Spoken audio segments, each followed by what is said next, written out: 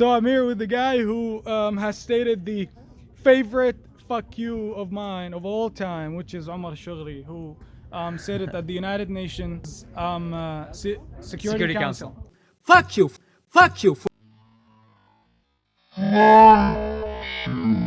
for not being useful, for not being respectful to human lives and human rights. Fuck you. All right, Security so Council. there's sometimes where we have to choose to speak very politically with a very strict good language, and sometimes you have to show the anger and the frustration at the international community that did nothing. And sometimes some bad words deserve to be said. But some other times there will be no other expression that is possible except the bad language. Sometimes. Rarely, but sometimes. Thank you so much, Ammuri. ميت وردة ميت وردة. By the way, this guy was for real. He stated fuck you at the Security Council of the United Nations. Okay? The biggest useless council I've ever seen in the history of mankind, which was taking place at the Security Council of the United Nations. I don't understand why at the United Nations they do those meetings and gatherings and summits all years. Yeah, just to prove to the world that, hey, we exist to solve a lot of the problems of the world, while they don't solve shit.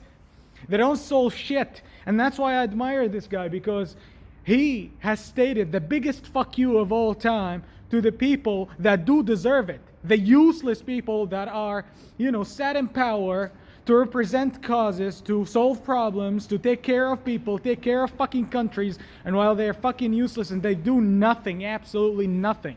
Which is why we as Syrian people sick and tired of all that crap. And that's why I commended him, really. So thank this guy for being an international human activist that stuck into his case